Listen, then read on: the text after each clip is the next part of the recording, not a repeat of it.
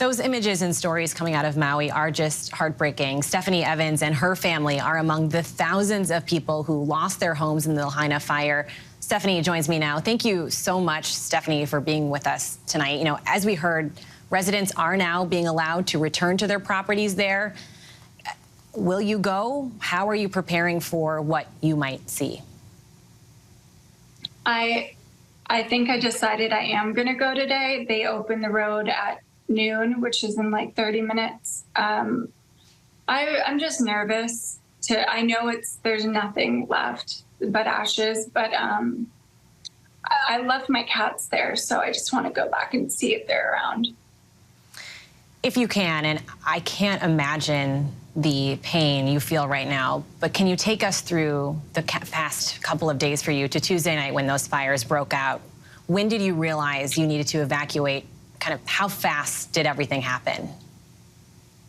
You know, it was crazy because that morning they had said the fires were contained. We smelled smoke. We went outside. I talked to my neighbors and we were like, are we okay? And they were like, yeah, the news reported it was 100% contained within like 30 minutes. So we were like, we're good. My mom thankfully brought my kids back. She had taken them for ice cream, just trying to keep them busy because the winds were making power lines fall. We had no power. She was just trying to keep them busy. And thank God she brought them back when she did, because it was a matter of like 20 minutes of being all together where we started smelling smoke again. But this time it was different because you could see the embers falling. And this smoke came in so quick, I didn't have time to think. I just grabbed the kids and my purse, and we just jumped in the car and left. And I thought we were leaving for like a few hours. I thought we would come back once it was contained again. I didn't think I was evacuating for good, you know. You have two sons, a 5-year-old and a 9-year-old. How are you explaining to them what's going on right now? What was that moment when you had to take them and go? I just was like, it's real. We've got to get out of here. And, you know, of course, my kids are kids. You know, they were like, I want my shoes. I want, you know, they're basketball players. They just wanted their little things. I like let him grab one thing. And I'm just like, I just knew it was something in me said it was different this time. And I was just like, we just have to go now. My older son has some asthma and I just didn't want him breathing that in. So I didn't really know we had lost our entire homes until about 9 o'clock Tuesday night. We got a text from my neighbor who's a firefighter actually. And he said, everything's gone.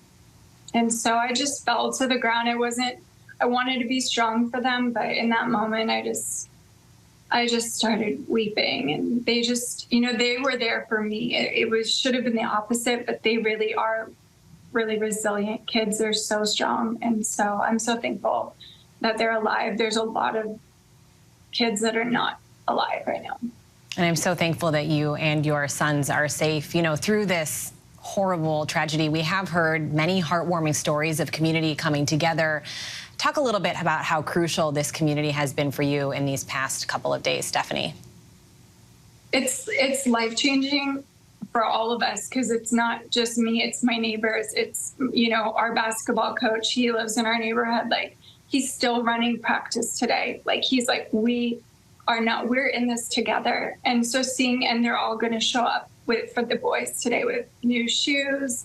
I have people from the mainland sending the kids clothes. You know, we went to a card store.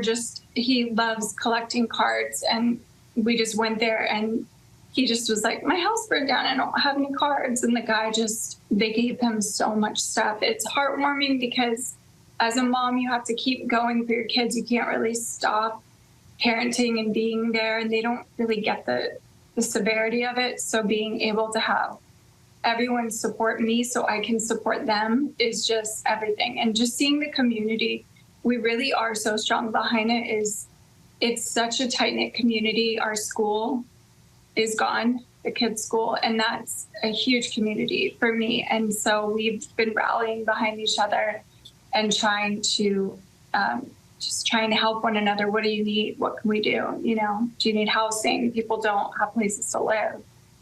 I'm so thankful and grateful that I have a roof over my head right now. Please know that we are thinking of you and your family and so many others in this tragedy. Thank you, Stephanie Evans, for taking some time to share your story with us tonight. Thank you. I appreciate it. Hi, everyone. George Stephanopoulos here. Thanks for checking out the ABC News YouTube channel. If you'd like to get more videos, show highlights, and watch live event coverage, click on the right over here to subscribe to our channel. And don't forget to download the ABC News app for breaking news alerts. Thanks for watching.